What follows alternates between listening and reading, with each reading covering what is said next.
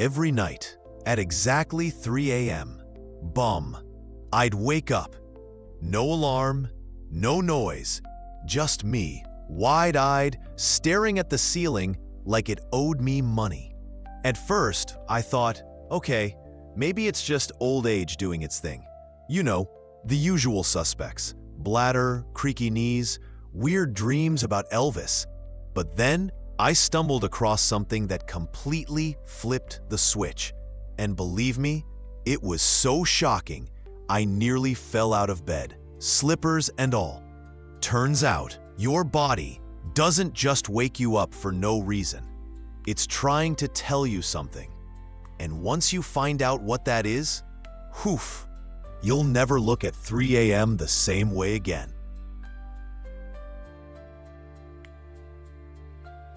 You know what's even weirder? I started talking about this 3 a.m. thing with my friends, and guess what? Almost every single one of them said the same thing.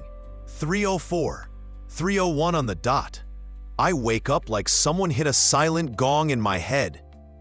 So I started digging. I thought maybe it's stress, or a bad mattress, or ghosts. Kidding, mostly. But what I discovered was way more interesting and a little unsettling. There are actually 6 major reasons why people, especially seniors, keep waking up around the same time every night. Some of them are medical, some are emotional, and one has to do with your brain's hidden timer. Yes, apparently our brains come with a secret clock they never taught us about. The good news? Once I made a few simple changes, I started sleeping better.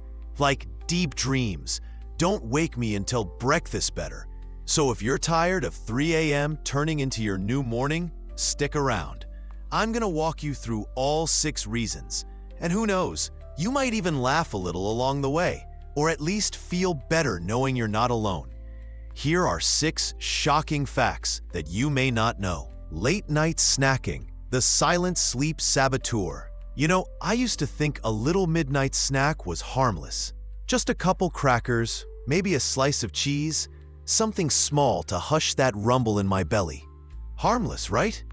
Turns out, those tiny bites were whispering chaos to my body. I remember one night, I had a late dinner around 9 p.m., watched a rerun of Matlock, then grabbed a peanut butter sandwich before bed. Classic comfort. But by 3 a.m., boom! I shot up like someone rang the doorbell in my dreams. My heart was pounding, I was sweating, and my mind was racing like it just chugged a triple espresso. I started noticing a pattern.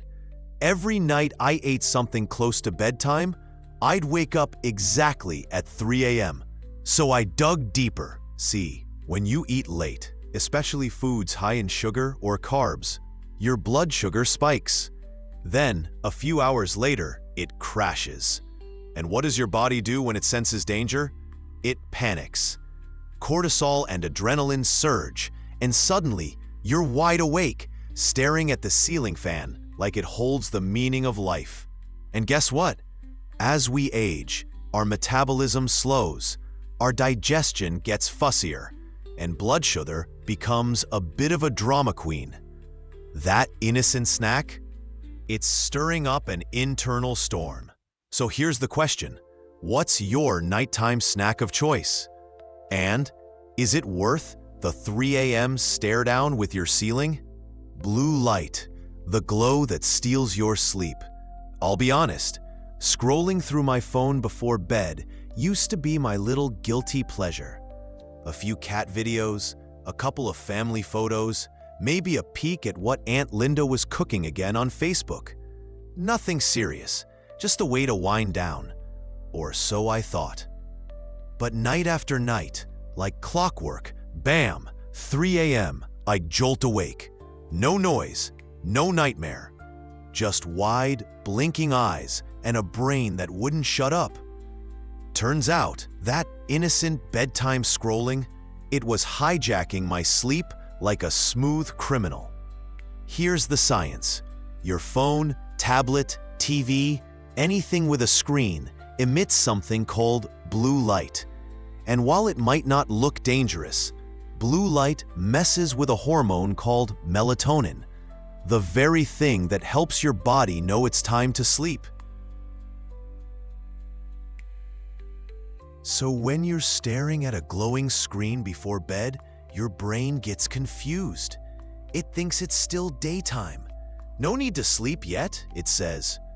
Let's think about taxes or what you said in 1987. Even worse, as we get older, our melatonin levels naturally decrease. That means our bodies are already struggling to fall into deep sleep, and that little screen glow just makes things worse. I started a new rule: no screens an hour before bed. I switched to a warm bedside lamp and a dusty old book I hadn't touched in years. And you know what? I started sleeping better, deeper, longer. So here's a thought. What's the last thing you look at before bed? Your phone or your peace of mind?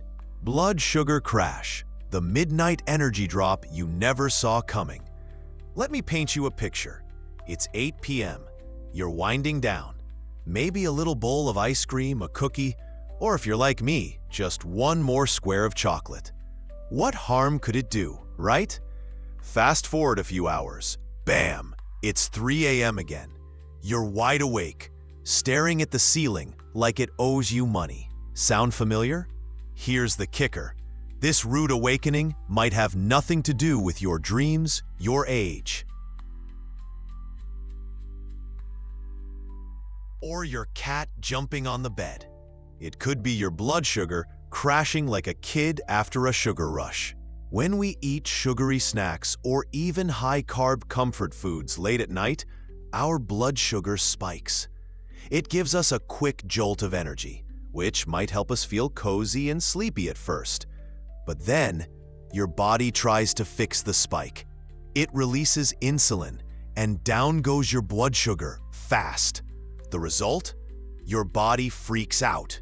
Stress hormones like cortisol and adrenaline kick in.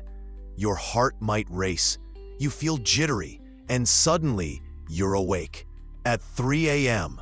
Again, I didn't believe it at first either, until I swapped my nighttime snacks for something small and balanced, like a slice of apple with almond butter.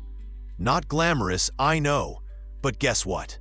The 3 a.m. wake-up started to fade. So next time you reach for that late-night cookie, ask yourself, is it worth trading your sleep for a sugar crash? Overthinking? The midnight mental marathon you never signed up for. So there I was, lying in bed, the house quiet, the clock blinking 2:57 a.m. 3 minutes before the usual. And right on schedule, bam, my brain decides it's time to think about everything. I'm talking, did I pay that electric bill? What did the doctor mean when he said, "We'll monitor it"? And why did my daughter sound off on the phone yesterday? Tell me this hasn't happened to you. See, nighttime is when our minds suddenly decide to become full-blown philosophers. The to-do list, the what-ifs, the regrets, the memories, they all come knocking at once.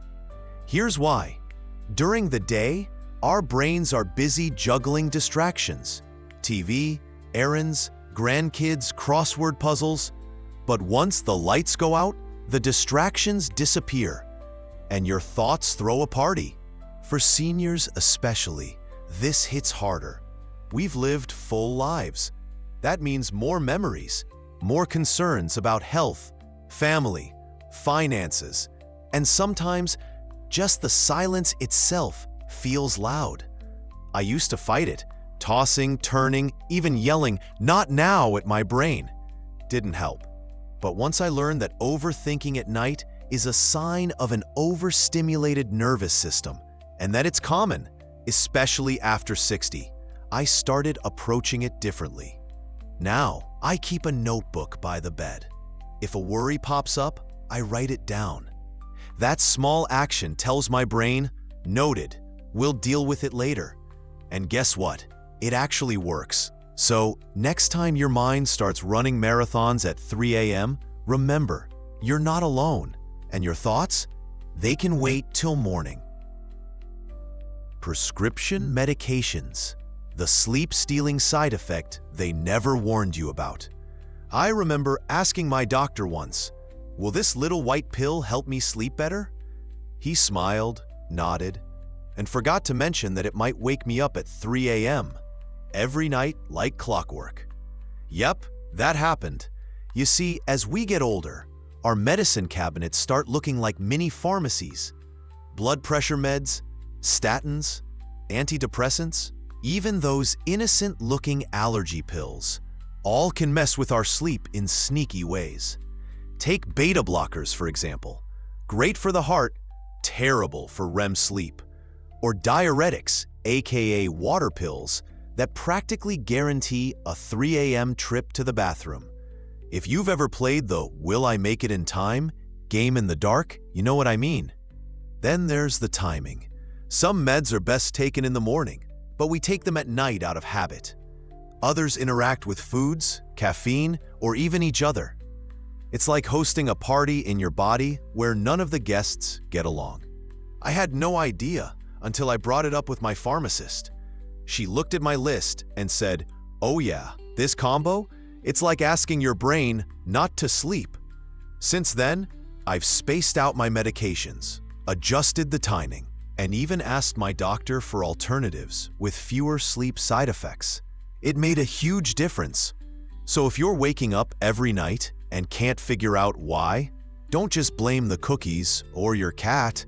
Take a second look at those pills, because sometimes the very thing that's supposed to help is what's holding your sleep hostage. Loss of purpose, when the soul keeps you awake.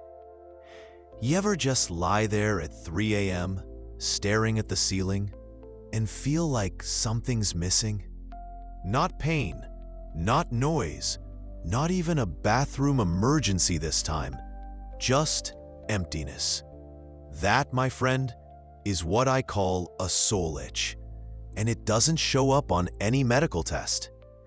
After retirement, after the kids are grown, after the daily hustle quiets down, there's this eerie silence.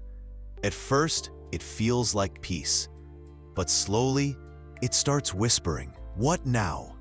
For decades, our purpose was built in. Jobs, parenting, providing. Even cleaning out the garage felt like a mission. But now, the calendar's blank, the phone's quiet, and somehow we become invisible. That invisible weight, it wakes us up. Because your brain says, "Hey, you still matter," but can't figure out where to aim that energy. I know a guy, 76, former firefighter, saved lives for a living. Then, nothing. He told me, "I didn't miss the job. I missed being needed." So what did he do? Started reading to kids at the local library. Just once a week. He said, "For the first time in years, I slept like a log." Purpose doesn't have to be big. It can be calling a friend, watering your plants like they're royalty, even just journaling your thoughts so your mind doesn't hold them hostage overnight. Because sometimes, the reason we wake up at 3 a.m. isn't physical, it's emotional. It's our soul asking gently, "Please don't forget me." So why do you wake up at 3 a.m.? It might be that midnight snack messing with your blood sugar. It could be that phone screen still glowing in your brain long after bedtime. Maybe it's the medication, or the stress, or simply that your body's changing with age. But sometimes it's your heart, your mind, your soul. That 3 a.m. wake-up call, it might be your body trying to get your attention, gently, desperately, saying, "Hey, something needs to change." And the beautiful part is, you can change it. You're not broken. You're not alone. You're not done. You're just being reminded, even in the quietest hours, that your well-being still matters. And guess what? The fact that you watched this video all the way through means you're ready. You're already waking up, this time in the best way possible. If even one of these truths made you go, "Wow, that's me," then please comment below. Tell me, what wakes you up at 3 a.m.? I read every single one, and it means the world to hear your stories. And if this video helped you feel seen, understood, or even just a little less alone, hit that like button. Subscribe for more heartfelt senior stories. And don't forget to turn on that notification bell. We've got so much more coming your way. Because the truth is, we're all in this together. And sometimes the best way to fall asleep again is knowing someone out there really gets it. Good night, dear friend.